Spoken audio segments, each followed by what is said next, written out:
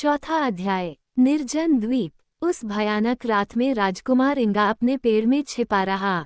सुबह उसने नावों के विशाल बेड़े को अपने देश के लिए रवाना होते देखा, जिसमें उसके माता पिता और उसके देशवासी थे, साथ ही पिंगरी द्वीप पर मौजूद सभी कीमती सामान भी थे।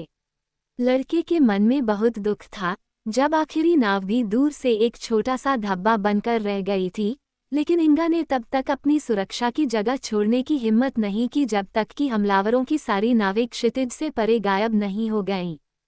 फिर वह बहुत धीरे धीरे और सावधानी से नीचे उतरा, क्योंकि वह भूख और लंबे समय तक पेड़ पर बिना भोजन के रहने के कारण कमजोर हो गया था। सूरज की रोशनी खूबसूरत हरे भरे द्वीप पर इतनी चमक से चमक रही थी मानो कोई क्रूर आक्रमणकारी गुजरा ही न हो और उसने इसे बर्बाद कर दिया हो। पक्षी अभी भी पेड़ों के बीच चहचहा रहे थे और तितलियां एक फूल से दूसरे फूल पर उतनी ही खुशी से उड़ रही थीं, जैसे तब होती थी जब धरती समृद्ध और संतुष्ट लोगों से भरी होती थी। इंगा को डर था कि उसके पूरे राष्ट्र में से केवल वही बचा रह जाएगा। शायद उसे अपना जीवन अकेले ही वहां गुजारना पड़े। वह भूखा नहीं मरेगा, क्योंकि समुद्र उसे सीप और मछलियां और पेड़ों से फल देगा। फिर भी जो जीवन उसके सामने था वह आकर्षक नहीं था। लड़के का पहला काम उस जगह पर जाना था जहां महल खड़ा था और खंडहरों की तलाशी लेना था जब तक कि उसे खाने के कुछ टुकड़े नहीं मिल गए जो दुश्मन द्वारा अनदेखा कर दिए गए थे। वह संगमरमर के एक टुकड़े पर बैठ गया और उसे खाया, और अपने आसपास के उजाड़ को देखते हुए उसकी आंखों में आंसू भर आए। लेकिन इंगा ने बहादुरी से सहन करने की कोशिश की और अपनी भूख मिटाने के बाद वह पीने के पानी की एक बाल्टी लेने के इरादे से कुएं के पास चला गया। सौभाग्य से इस कुएं पर आक्रमणकारियों की नज़र नहीं थी और बाल्टी अभी भी एक मजबूत लकड़ी के विंडलेस के चारों ओर लपेटी हुई चेन से बंधी हुई थी। इंगा ने क्रैंक को पकड़ लिया और बाल्टी को कुएं में डालना शुरू कर दिया। तभी अचानक वह एक दबी हुई आवाज से चौंक गया जो चिल्ला रही थी, ऊपर सावधान रहो। आवाज और शब्दों से ऐसा लग रहा था कि आवाज कुएं के नीचे से आ रही है, इसलिए इंगा ने नीचे देखा। अंधेरे के कारण कुछ भी दिखाई नहीं दे रहा था। तुम कौन हो? वह चिल्लाया। यह मैं हूँ, रिंकी टिंक, जवाब आया, और कुएं की गहराई गूंज उठी, टिंकाई टिंकाई टिंक। भूतिया तरीके से, क्या तुम कुएं में हो? लड़के ने बहुत आश्चर्यचकित होकर पूछा। हाँ, और लगभग डूब गया था। मैं उन भयानक योद्धाओं से भागते समय गिर गया था, और तब से मैं इस नम गड्ढे में खड़ा हूँ। मेरा सिर पानी के ठीक ऊपर है। ये सौभाग्य की बात है कि कुआं ज्यादा गहरा नहीं था, क्योंकि अगर मेरा सिर पानी के ऊपर की बजाय पानी के नीचे होता, हु कीक ईक, ऊपर की बजाय नीचे, आप जानते हैं, तो मैं अब आपसे बात नहीं कर रहा होता। हा हु ही, और कुआं उदास होकर गूंजा, हा हु ही, जिसे आप सोच सकते हैं कि यह आधी खुशी और आधी उदासी भरी हंसी थी। मुझे बहुत दुख है, लड़की ने जवाब में कहा।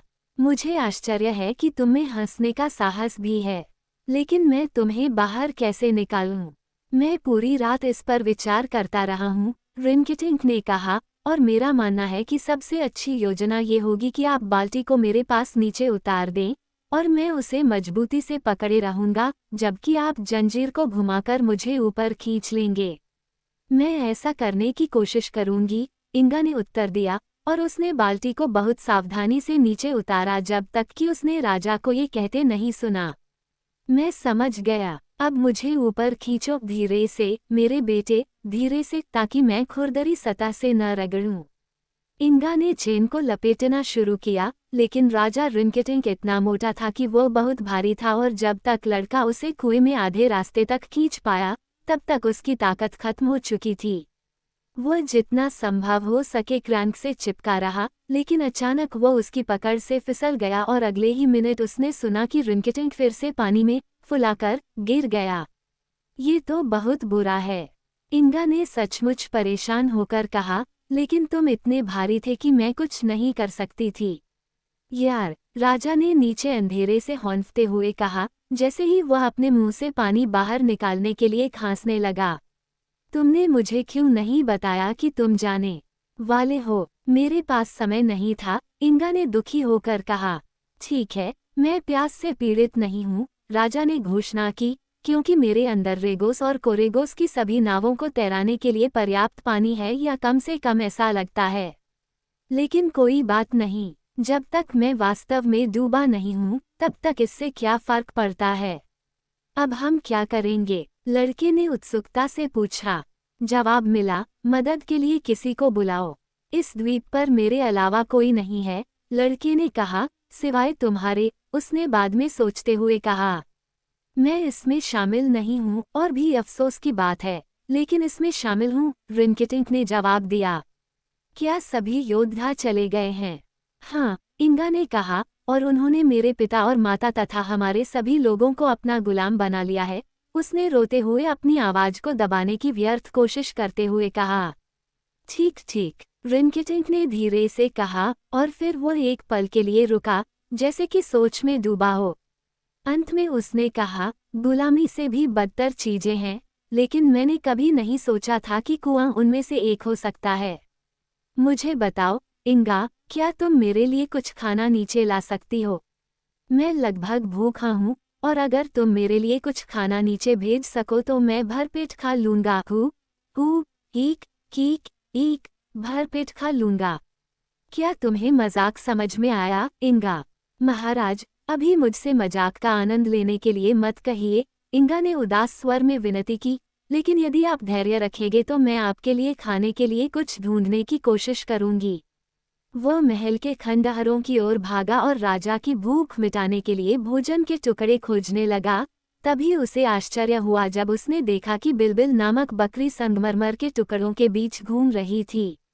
क्या? इंगा चिल्लाई, क्या योद्धाओं ने तुम्हें भी नहीं पकड़ लिया? अगर ऐसा होता, बिलबिल ने शांतिपूर्वक उत्तर दिया, तो मुझे यहाँ नहीं होना चाहिए था। लेकिन तुम बच कैसे गए? लड़के ने पूछा। बहुत आसानी से, मैंने अपना मुंह बंद रखा और बदमाशों से दूर रहा, बकरी ने कहा। मुझे पता था कि सैनिक मेरे जैसे दुबले पतले बूढ़े जानवर की परवाह नहीं करेंगे, क्योंकि किसी अजनबी की नज़र में मैं किसी काम का नहीं लगता। अगर उन्हें पता होता कि मैं बात कर सकता हूँ और मेरे दिमाग में उनके 100 से ज्यादा ज्ञान है, तो मैं इतनी आसानी से बच नहीं पाता। शायद तुम सही हो, लड़के ने कहा। मुझे लगता है उन्होंने बूढ़े आदमी को पकड़ लिया है। बिलबिल ने लापरवाही से टिप्पणी की। कौन बूढ़ा आदमी? रिंकिटिंक। ओह नहीं, महाराज कुएं के तल पर हैं, इंगा ने कहा, और मुझे नहीं पता कि उन्हें फिर से कैसे बाहर निकाला जाए। तो फिर उसे वहीं रहने दो, बकरी ने सुझाव दिया।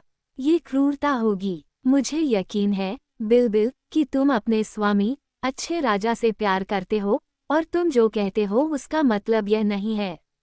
चलो, हम सब मिलकर बेचारे राजा रिंकिटिंक को बचाने का कोई रास्ता खोजें। वो बहुत ही खुशमिजाज साथी है, और उसका दिल बहुत दयालु और कोमल है। अच्छा, कुल मिलाकर बूढ़ा लड़का इतना बुरा नहीं है, बिलबिल ने अधिक दोस्ताना लहजे में कहा। लेकिन उसके बुरे चुटकुले और मोटी हंसी मुझे कभी कभी बुरी तरह थका देती है। राजकुमार इंगा अब वापस कुएं की ओर दौड़ा, बकरी भी धीरे धीरे पीछे पीछे चल रही थी। ये बिलबिल है, लड़के ने राजा से चिल्लाकर कहा। ऐसा लगता है कि दुश्मन उसे नहीं पकड़ पाए। ये दुश्मन के लिए भाग्यशाली है, रिंकिटिंक ने कहा।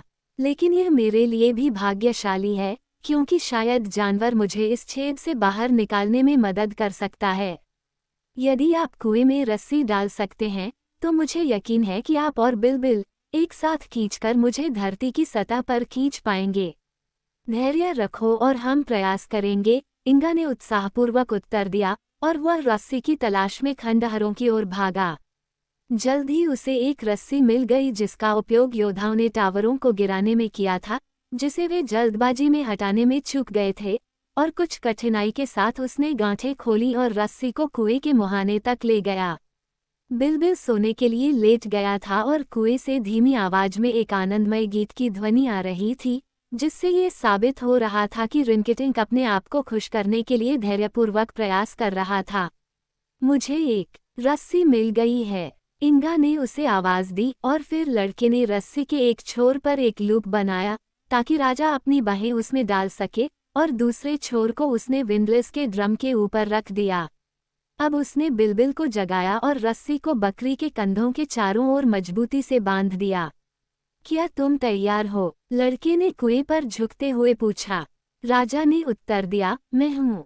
और मैं नहीं हूँ, बकरी गुर्राई, क्योंकि मेरी झपकी अभी पूरी नहीं हुई है।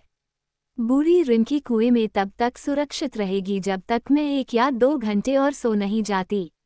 लेकिन कुएं में नमी है, लड़के ने विरोध किया, और राजा रिंकिटिंग को गठिया हो सकता है, इसलिए वह जहां भी जाएगा उसे तुम्हारी पीठ पर सवार होकर जाना होगा। ये सुनकर बिलबिल तुरंत उछल पड़ा। चलो उसे बाहर निकालते हैं, उसने गंभीरता से कहा।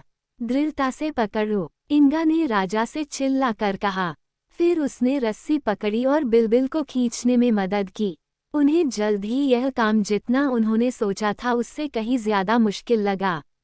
1 या 2 बार राजा के वजन ने लड़के और बकरी दोनों को कुएं में घसीटने की धमकी दी ताकि रिंकिटिंग का साथ मिल सके।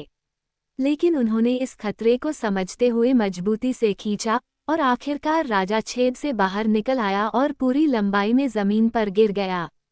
कुछ देर तक वह हौंफता रहा और सांस लेने के लिए जोर जोर से सांस लेता रहा, जबकि इंगा और बिलबिल भी रस्सी पर लंबे समय तक काम करने से थक गए थे, इसलिए तीनों घास पर चुपचाप लेट गए और एक दूसरे को चुपचाप देखने लगे।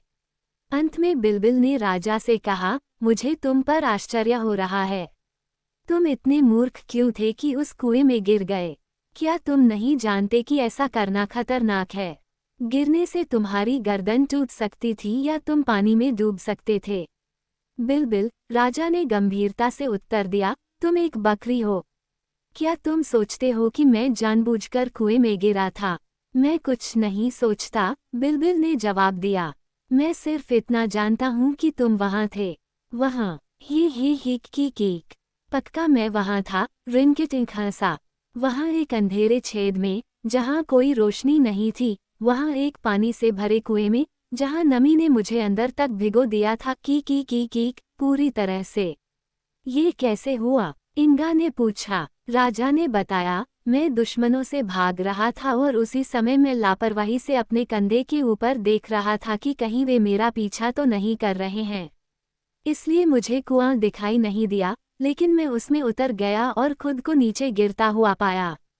मैं बहुत ही सफाई से पानी में कूदा और खुद को डूबने से बचाने के लिए संघर्ष करने लगा, लेकिन कुछ ही देर में मैंने पाया कि जब मैं कुएं के तल पर अपने पैरों पर खड़ा हुआ तो मेरी थोड़ी पानी के ठीक ऊपर थी। इसलिए मैं चुपचाप खड़ा रहा और मदद के लिए चिल्लाया, लेकिन किसी ने मेरी आवाज़ नहीं सुनी। बिलबिल ने कहा, अगर योद्धाओं ने तुम्हारी बात सुन ली होती तो वे तुम्हें बाहर खींच लेते और गुलाम बनाने के लिए ले जाते। फिर तुम्हें जीविका के लिए काम करना पड़ता और यह एक नया अनुभव होता। काम, रिंकिटिंग ने कहा, मेरा काम, कीक। कितना बेतुका। मैं इतना मोटा हूँ, गोल मटोल नहीं, मोटा नहीं, कि मैं मुश्किल से चल पाता हूँ, और मैं कड़ी मेहनत करके अपना नमक नहीं कमा सकता। इसलिए मुझे खुशी है कि दुश्मन मुझे नहीं पा सका। बिलबिल, कितने और बच गए? यह मैं नहीं जानता, लड़के ने उत्तर दिया, क्योंकि मुझे अभी तक द्वीप के अन्य भागों में जाने का समय नहीं मिला है। जब आप आराम कर लें और अपनी शाही भूख मिटा लें, तो हमारे लिए यह अच्छा होगा कि हम चारों ओर देखें और देखें कि रेगोस और कोरेगोस के चोर योद्धा हमारे लिए क्या छोड़ गए हैं। बहुत बढ़िया विचार है, रिंकिटिंग ने कहा। मैं लंबे समय तक कुएं में रहने के कारण कुछ कमजोर हो गया हूँ, लेकिन मैं बिलबिल की पीठ पर सवार हो सकता हूँ और हम तुरंत ही शुरू कर सकते हैं। ये सुनकर बिलबिल ने अपने मालिक की ओर एक कुटिल दृष्टि से देखा, परंतु कुछ नहीं कहा, क्योंकि राजा रिंकिटिंग को जहां भी वह ले जाना चाहे, वहां ले जाना बकरी का काम था। उन्होंने पहले महल के खंडहरों की तलाशी ली, और जहां कभी रसोई हुआ करती थी, वहां उन्हें थोड़ी मात्रा में भोजन मिला जिसे संगमरमर के एक टुकड़े से आधा छिपा दिया गया था। इसे उन्होंने सावधानी से एक बोरी में रखा ताकि इसे भविष्य में इस्तेमाल के लिए सुरक्षित रखा जा सके। छोटे मोटे राजा ने पहले जितना चाहा उतना खा लिया। इसमें कुछ समय लगा, क्योंकि रिंकिटिंग बहुत भूखा था और आराम से खाना पसंद करता था। जब उसने खाना खत्म कर लिया तो वह बिलबिल की पीठ पर सवार होकर द्वीप का पता लगाने निकल पड़ा। राजकुमार इंगा उसके साथ चल रहा था। उन्होंने हर तरफ बर्बादी और वीरानी देखी। लोगों के घरों से सारा कीमती सामान चोरी हो गया था और फिर उन्हें तोड़ दिया गया था या जला दिया गया था। किनारे पर एक भी नाव नहीं बची थी, न ही द्वीप पर एक भी व्यक्ति, पुरुष या महिला या बच्चा बचा था, सिवाय उनके खुद के।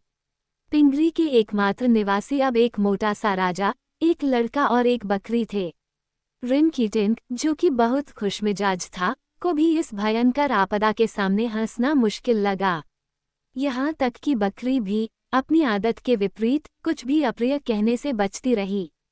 जहाँ तक उस बेचारे लड़के का सवाल है, जिसका घर अब एक जंगल बन चुका था, अपने प्यारे द्वीप की बर्बादी को देखकर उसकी आंखों में अक्सर आंसू आ जाते थे। जब रात होने पर वे पिंगरी के निचले छोर पर पहुंचे और पाया कि बाकी इलाकों की तरह ये भी पूरी तरह से खाली हो चुका है, तो इंगा का दुख उसके बर्दाश्त से बाहर हो गया। सब कुछ उससे दूर हो गया था, माता पिता, घर और देश, इतने कम समय में कि उसकी घबराहट उसके दुख के बराबर थी। चून की कोई भी घर नहीं बचा था जिसमें वे सो सके। तीनों घुमक्कर एक कसा पेड़ की लटकती शाखाओं के नीचे रेंग गए और जितना संभव हो सके आराम से खुद को सिकोड़ लिया। दिन भर की चिंताओं और दुखों से वे इतने थके हुए थे कि उनकी परेशानियां जल्द ही सपनों की दुनिया की धुंध में फीकी पड़ गईं। जानवर और राजा और लड़का एक साथ शांति से सो गए जब तक कि पक्षियों के गायन से वे जाग नहीं गए, जो एक नए दिन की सुबह का स्वागत कर रहे थे।